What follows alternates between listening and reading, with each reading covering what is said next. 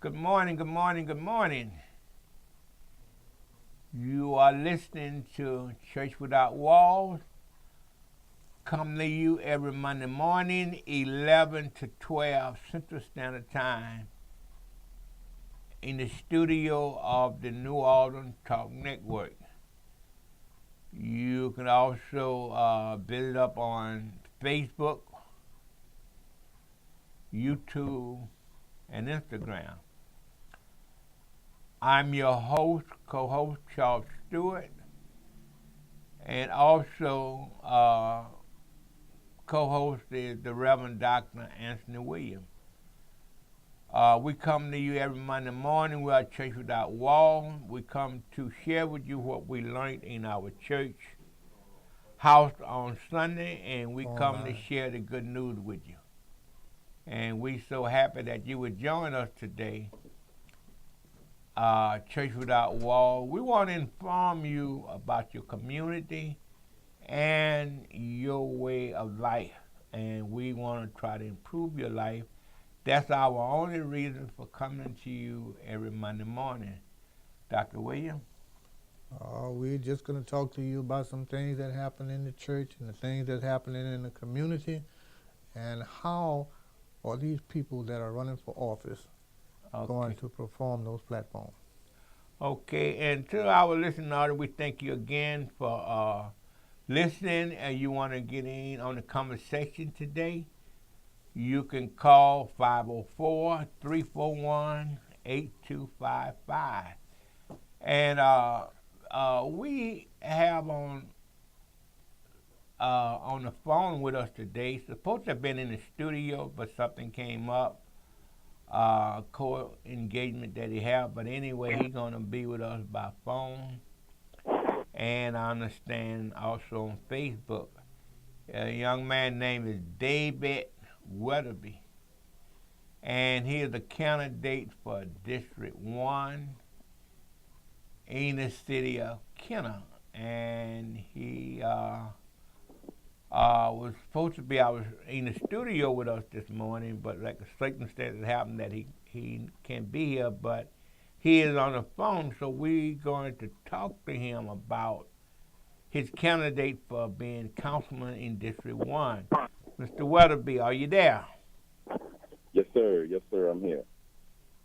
Yes, Mr. Weathersby, Charles Stewart and Reverend Dr. Anthony Williams.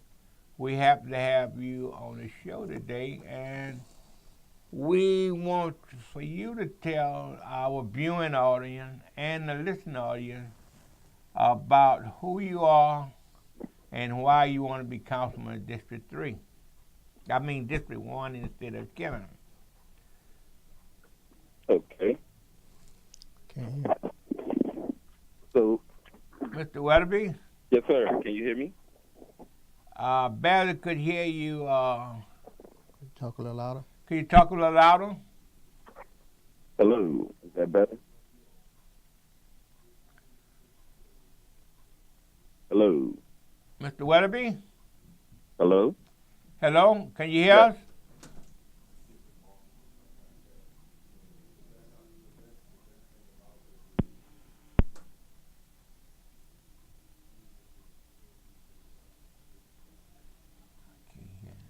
Carter, can you put your mouth to the phone and maybe talk a little louder? We can hardly hear you.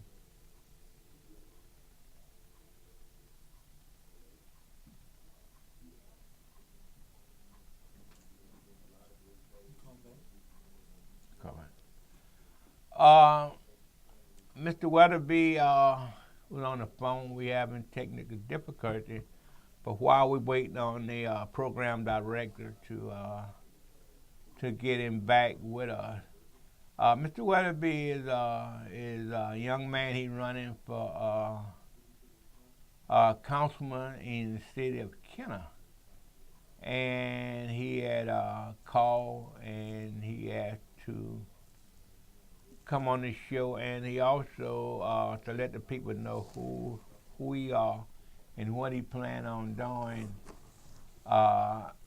in the city of Kenner if he be successful in being councilman in the city of Kenner.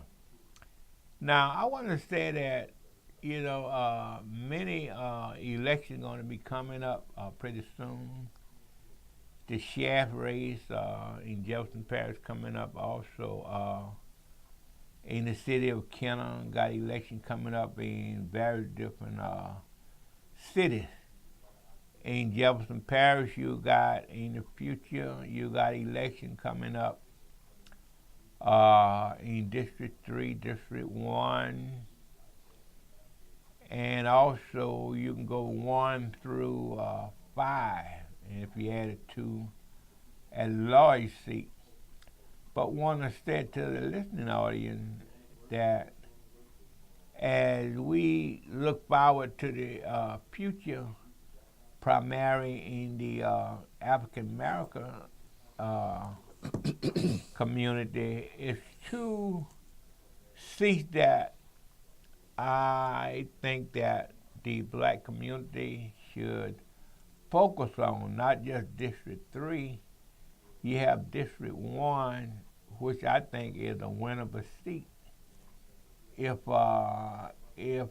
they would pay attention, it seems to me everybody gaining up on District 3 seat, when District 1, you have an excellent opportunity to African American be elected in District 1.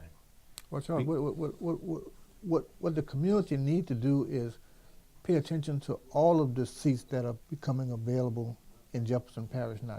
Not just 1 seat, not just District 1, not just District 3, but all of the districts. They need to focus on all of those districts and focus upon what the people have actually done if they're up for re-election. What have they actually done for the community? How have they helped the community? What were their focus? Some of the things, platforms that they ran on, have they succeeded in accomplishing that platform that they ran on and doing the things that they said that they were going to do? That's what we need to focus on right now as far as the community is concerned. But what I was speaking of, though, Dr. William, is the seat that is winnable. I mean, it got certain opportunities that present themselves. It's obvious took redistrict for we had to redistrict the whole parish for for African American to win any seat parish wide, and it took redistrict for that. And District 3 is the only council seat that African American ever won. But District 1, the reason why I said District 3 and District 1, those are 2 districts that seats are winnable, what I'm saying. Now, I agree with you when you say, whatever says somebody live in District 5, it's automatic that you would, whoever you vote for, you want to see what they have done in the community, help improve the community. But I primarily was dealing with, it seemed to me, people, I get called every day, people saying, I'm running.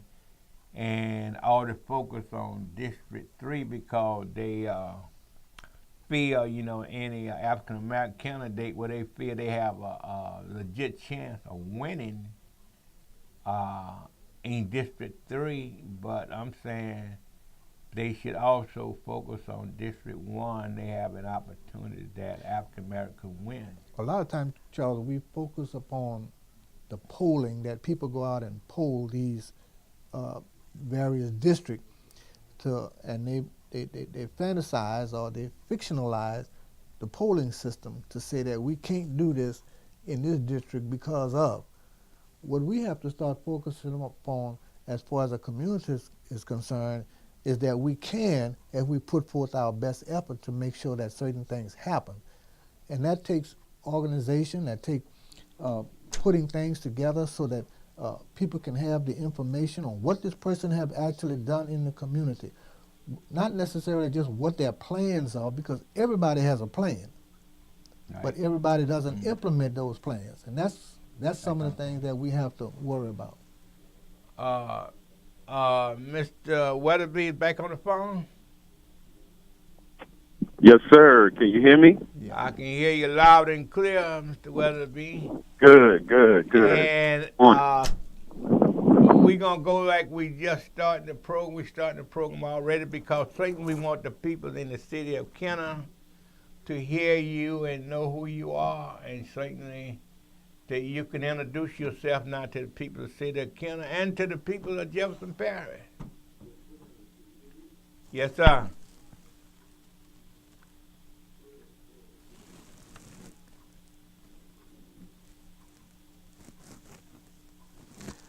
Caller, your Thank you. voice. Okay, we got you now. Hello. Yes, sir. Go there, Mr. Weatherby. Hey, thank you for allowing me to be a part of the program today. Because I really wanted to be in studio, but due to the schedule conflict, couldn't get on time. But nevertheless, we are here now. So my name is David Weathersby. I'm running for Councilman District 1 in the city of Kenner, citizens of District 1 matter. And I am a resident of South Kenner. I was born and raised in Kenner, South Kenner, and my family is from South Kenner. My dad is a pastor. He ministers a church in South Kenner for the past, I say, about 20 years. And before that, he's been New Orleans on Olive Street. So I attend Bible Way Missionary Holiness Church in Kenner on Webster Street. Okay. I graduated from, I went to John J. Audubon in Kenner, and I graduated from Riverside Christian Academy in River Ridge. Okay. And I went on and finished at Southeast College of Technology with a computer-aided drafting unit. And from there, I moved on and worked a couple of jobs and started my career with Bell South, and Bell South merged with AT&T. And from there, prior to that, I worked with Gulf South Engineers, Gulf Consultants Engineers out of Baton Rouge. And after I left AT&T Bell South, I always had like entrepreneur type spirit, and I picked up my father's business, which he was a licensed contractor since 1982. And so me and my brothers and I, we picked up his business, and that's where I've been since. Just working with my brothers in the family-owned and operating a business. Okay. So in a nutshell, that's pretty much who David Weathersby is, you know. And I'm committed to my community, and I've been working with different programs such as community development, and just when you talk about the elderly in our communities, that's been near and dear to me.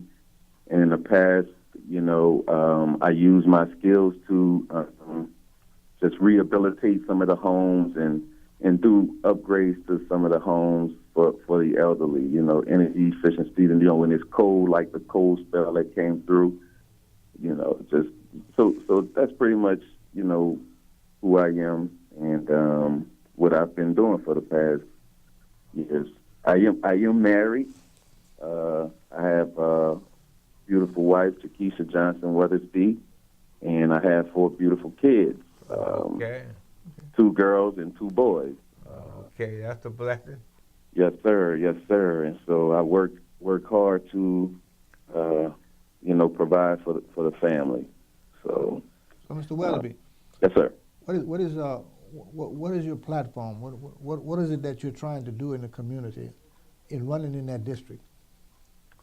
So it's time to me in the district for new leadership, a new vision, and a new positive direction. Because to me, it just seemed like that District 1 is. It seemed to me that it's under siege, and that they are trying to displace the residents of District 1. District 1 the largest district in the city, and it holds most of the infrastructure of the city. So it's an important, vital district in District 1, not to mention the Louis Armstrong International Airport is located in the district, and the district is also enriched with historic and cultural value. And so, So what is your future vision for that district? How do you foresee yourself helping that district to improve on what have not been improved?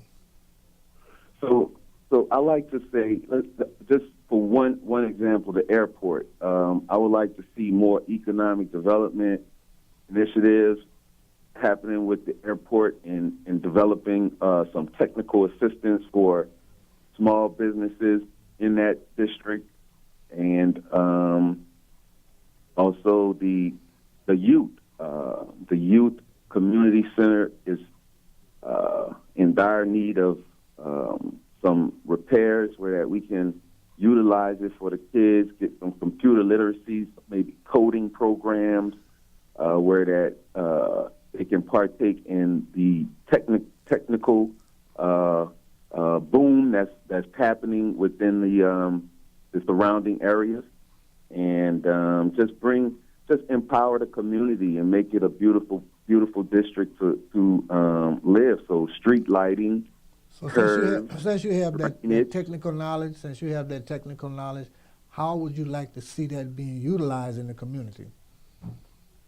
So I would definitely like to see the kids being able to, like I say, partake in different programs that teach beginning coding programs, and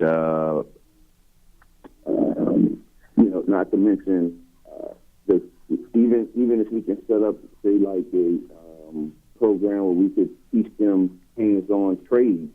With my technical background, I know the importance of being able to have a trade, and whether it's plumbing or electrical or HVAC, these things are these trades. We can train and have some entry-level programs where that the kids could partake in that and have a skill where that they can go out and make somewhat of a gainful employment. So that's something that's definitely near and dear to me. But Mr. Weatherby, most from the time that I have watched different candidates take office, like you say, Kenner is, you mentioned the airport, and also you, correct me if I'm wrong, your vision is to see that the citizen in Kenner Primary District 1 have to their access some of the resources that go down in District 1. Like you said, the airport, I know you know that the airport is owned by the city of New Orleans, but airport is in your district in Kenner. So I'm kind of figuring out that you're saying that the people that live in District 1, you want to make sure that if a person are renting from you and using your property for something, I don't know, how the city of Kenner, what the revenue, the tax money that they get from that. But I want to believe that you're saying that people in your district, you want to make sure that they getting treated fairly when it comes to job or any kind of whatever going on in District 1. Like you said, it's the largest, so you got a lot of money that go through District 1 and a lot of action in District 1. Like I know you got Rivertown in that district. So y'all have a lot that go on in District 1. Do you have a plan on how you going to tap into, District 1 be treated fairly? So my plan is to be at the table. I believe in the past, the lack of just presence and being at the table where that District 1 has a voice at the table when these deals are being done.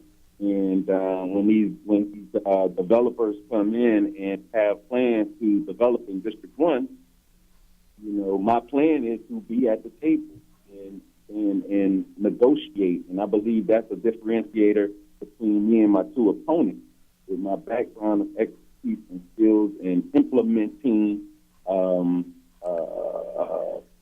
construction projects, I know that that's one skill that District 1 could definitely use when it comes to different projects and whatnot.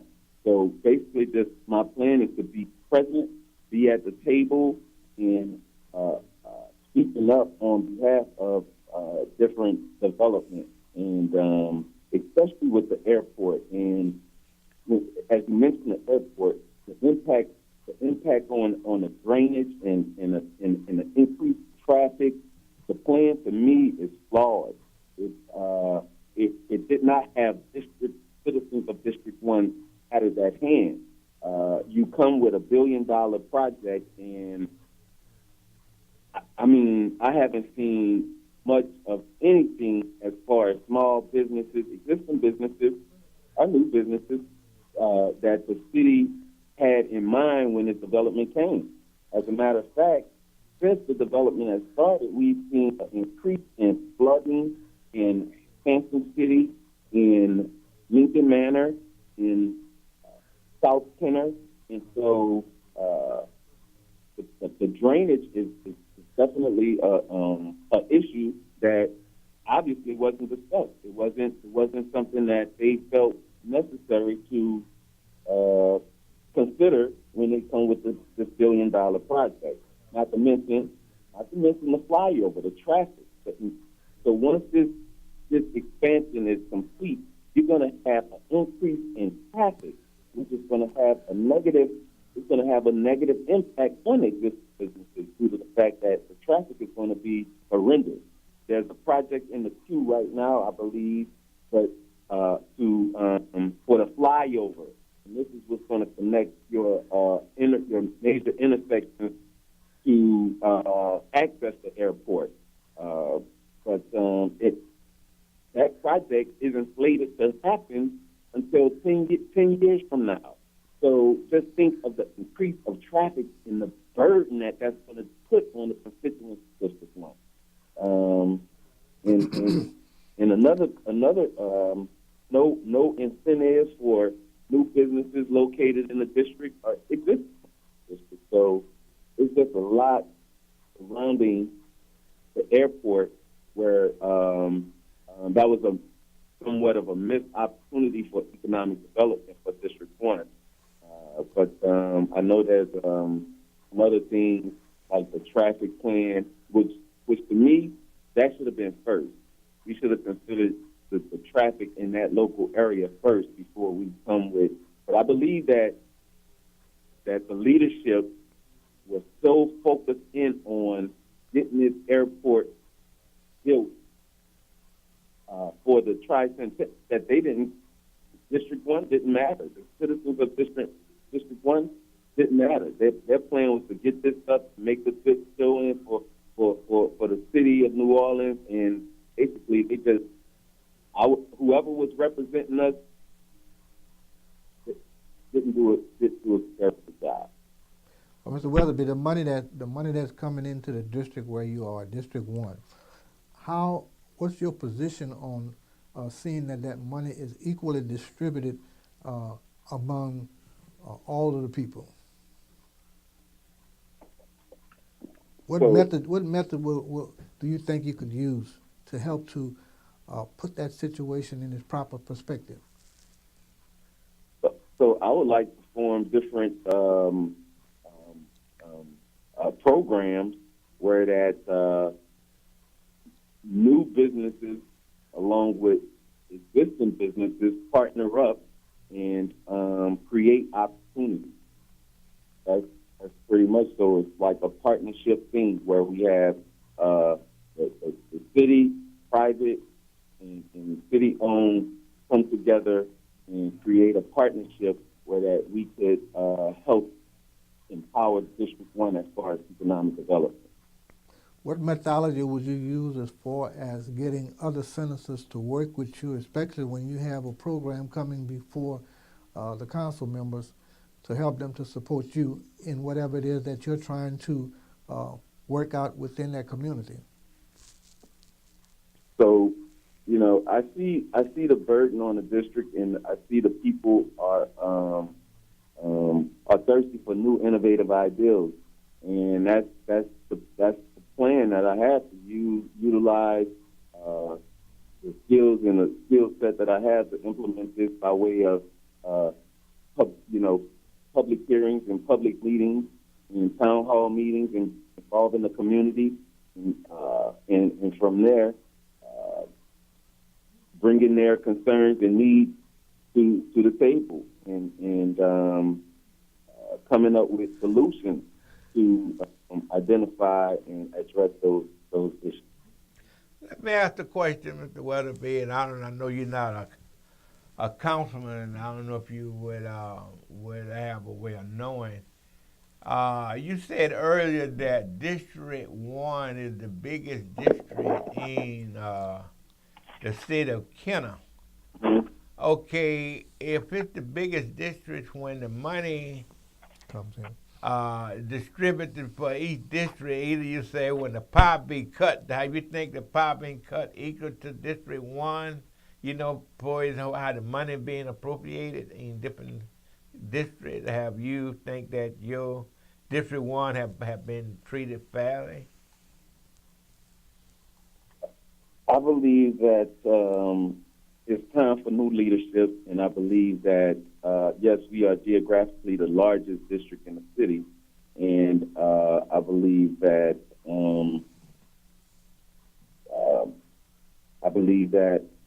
we have not been treated fairly. It's obvious. If you ride through the district, it's nowhere near the state that it needs to be in. And so, absolutely, there's projects that are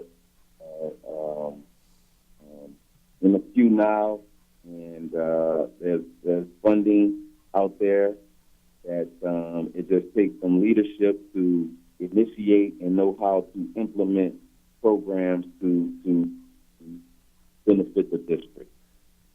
Okay, Mr. Weatherby, okay. In District 1, and, you know, when you say, okay, when it comes down to the revenue, you know, the tax money do District 1 be treated fairly, but when you really look at it, saying District 1, I don't know what infrastructure that they have beside the airport. You take, like, I want to say maybe District 4 probably may have Esplanade Mall in it, you know. And instead of Kenner, you got different areas, got a lot of apartments in it, and I don't know what district it is, say around the Veteran district and what Esplanade Mall, Waterm area. The point that I'm trying to make, if you elected, I'm one firm believe that District 1, the people in District 1 would want to have to invest in their community, and they would want to have to make District 1, I'm going to use Donald Trump words, say great again. What I mean about that, the people in Kenner would have to invest in their community, meaning that it seemed to me that people that get a good job, get a little education, they make a few more dollars, they don't want to live in District 1 anymore. They want to move in Chateau Estate, another area, because they kind of like moving up with the Jones. But I believe that if it ever was a time, it's time for people, primarily District 1, I know it's primarily African American that I know, Kenner. What do you have a plan that those people would develop a plan how to invest in their community? Because you know that this year they say in the African American community we spent over $1 trillion in assets, and we don't own nothing. I don't think that in Kenner, in District 1, I don't even think they have a saving and loan. Now, they might have one in the area. And how many banks do they have? I know they don't have an African-American bank, I don't think, in there. Those dollars that being spent in state of Kenner, and I know they got some very successful contractors, lawyers, doctors, and all that in Kenner, but what do those dollars go to? How do you have a plan? How can you convince the people to spend it back in the, invest it back in the community to make Kenner great again?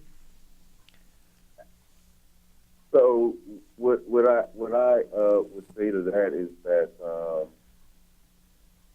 due to the lack of a plan from the leadership in the district, the morale of the people of District 1 is somewhat low. But as you know, we are District 1 have people that are resilient in that way. In a way that it may be this way now, but we believe that we can make it great again. And so one thing I would rely on is the faith-based community to kind of come together. And you may well know that it's over 10, 15 churches, one alone. And one thing I would like to see, if the Lord say the same and put me in that position, is the faith-based community come together and pool some funds together and be an example, not just to District 1, but to everywhere, because that will make a big statement if I could somehow make that happen. Where that the faith-based community, as you know, there's a large amount of dollars that's passing through the faith-based organization. And so if we could come together and put a plan together where that we invest back into our neck, because it starts with the people. So if we can somehow come up with a plan to involve the faith-based community, maybe start a credit union or something of that nature, and invest our money back into our community, I think that will be a great start to bringing the morale of the people of District 1 up, and from that, with that confidence of knowing there's home ownership possibilities and that sort of thing, I believe that will make a profound effect on the district. Mr. Weatherby, could you hold on? We got to take a station break. We had you on today, so we haven't took a break all day to try to let you get your, get you through. We started a little late, but anyway, could you hold on? We're going to take a station break, and we'll be right back. You are listening to Church Without Walls on the New Orleans Talk Network, 504-341-8255.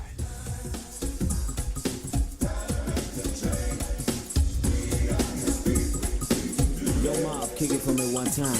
What is the world coming to?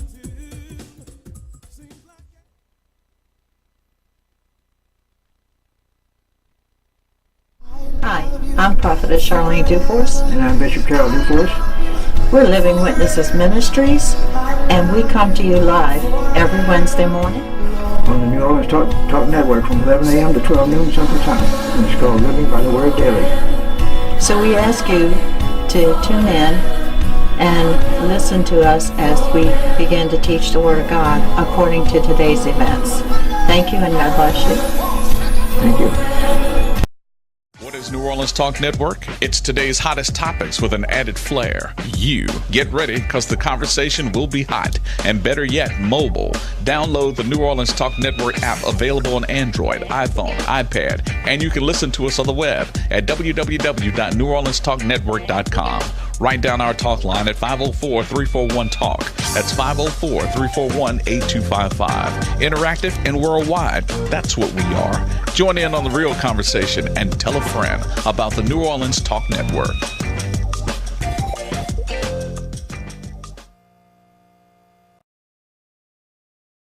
Divorce, separation, poverty, financial lack, financial need.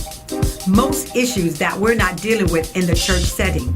But thank the Lord, there's an answer coming for you through the Forgiven Show, hosted by me, Evangelist Melanie Pichon. Stay tuned as we will meet you weekly, every Thursday, to discuss and give answers to the situations and the challenges that you're facing.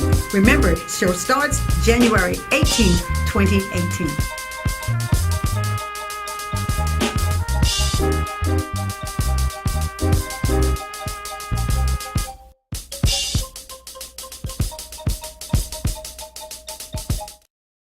Here at Jones Insurance, your full-service agency, let us take care of all your insurance needs.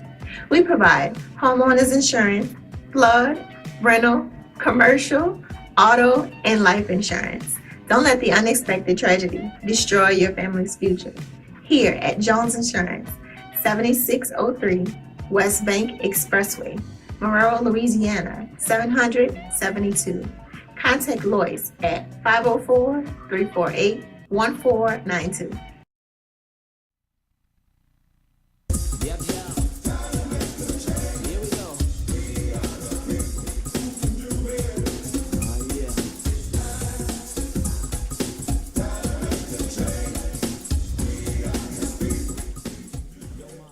We are back. You are listening to Church Without Walls. Dr. Anthony William and Charles Stewart. We on the air every Monday morning, 11 to 12. Facebook, Instagram, and YouTube. You can download us on the app, www. New Orleans Talk Network. 504-341-8255. And our special guest today is candidate for District 1 in Kenner, Louisiana. If y'all don't know where that's at, that's right by the airport there in Kenner. Many people say, what Kenner at? It's like 5 minutes out of New Orleans. But anyway, we have on the phone with us candidate for District 1, David Weathersby. Mr. Weathersby? Yes, sir. Mr. Weathersby, back on what we were saying, in the city of Kenner, and thinking, I know a few people live in Kenner, and that I was saying earlier, you got, Kenner is a rich area there when it comes to the community and the people that live in that community. Like I say, I know you got at least 3 African-American judges that live in Kenner. I know you got 3.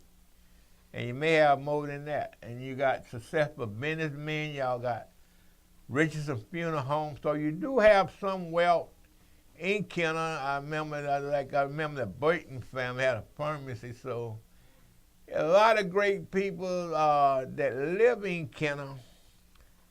And but at the same time, the wealth in Kenner, like I say, is what is your plan to convince those people to say the judges and the lawyers, y'all got lawyers, everybody, you got everything in Kenner that a community needs, but how could you, how you plan to bring them together and to talk to them, convince them that let's make Kenner great again? And do you have a plan that, like when I mentioned about that, where the people come in, I don't have to tell you who they're coming in neighborhood in Kenner, mostly all African-American neighborhoods, buying up the corner stores, and they're not putting no money back in the community. I think you had told me earlier that I think that the dollars that African-Americans get don't stay in the community 2 days, huh? Absolutely. The fastest turnaround dollar in any other ethnicity group. So, absolutely. So I don't know if you understood my answer, but I would like to say that I am not a seasoned politician. I'm a regular working man, and that's concerned with my district and the direction that it's going in. I know that it's time for change, and I know that I can bring that change to District 1. Okay. So, and by when I say change, for one is working together. That's the plan. Working together. A plan where that we work together and go to the state level, to the national level, and bring it where we need to bring it in order to bring that change back to District 1. But I believe in working together, and from working together with, like I say, private partners, private and public partnership. Mr. Weatherby, let me ask you a question. Mm-hmm.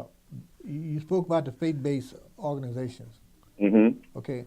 Now, and a lot of people fail to see the positiveness of faith-based organization as to how they can actually help individuals who are in that area. So, what are your plans on bringing faith-based organization together? How do you plan to initiate that? I would like to create a program where that the faith-based organizations, instead of bringing the dollars to financial institutions, create our own institutions and bring our money there. And from there, create home ownership opportunities, because I believe that the only true wealth in America is property, is dirt, is land. And so once we start owning and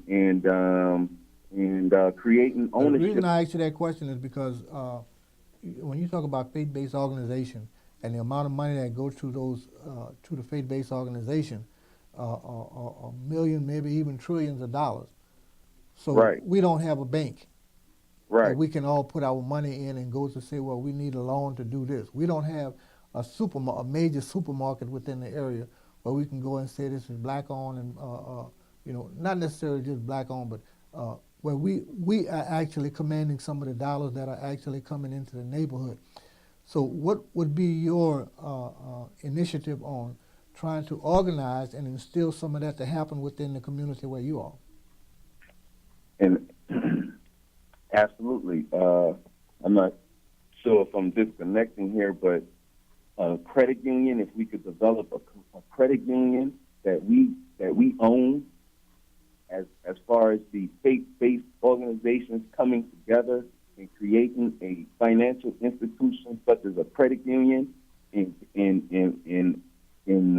bring our funds to that credit union where that we could provide opportunities of lending to new homeowners or potential homeowners in that district. You still there, Mr. Yes, Weatherby? sir. Okay, Mr. Weatherby, I understand you're coming from. One thing, let's back up to maybe what you said a couple of minutes ago when you said creating our own. Mm-hmm. To me, that's a biggie to me. Like, if we can learn to create our own wealth, because we really don't have to create it, we just need to learn how to put it together, to make the, if we only could learn that. I love that, when you said that, create our own, we need to come together, because we spend more money on creative stuff than anybody, but we just don't know how to put it together. Like, it's just for some reason we don't understand that it pulling our wealth together, what great thing that we can do. So I love that part of your platform there when you said creating wealth. That's the most important thing that we could do. Yes. Yes. And the best way is to have ownership in property, in home ownership. Yeah. Because that on so many different levels, it boosts up a family. It boosts that family up. It boosts you mentally. You have more. Your kids have more confidence in your wife. So that is a crucial piece in empowering our community. And so that's why I say coming together. We, have some issues as far as coming together, but we're doing better, though. We're doing better. And I know that with the right leadership in place, we can do even more. And so that's why, you know, I say the faith-based community, because there's so many churches in District 1. And I believe that if I could tap into that and just create a time where we can meet on a standing weekly or monthly basis and create a plan to develop this, that's key. That's key. Well, you say it starts with working together and having a mind to work together. You know, so many times we have our different minds and want to, like you say, try to stay with the Joneses when that has nothing to do with us.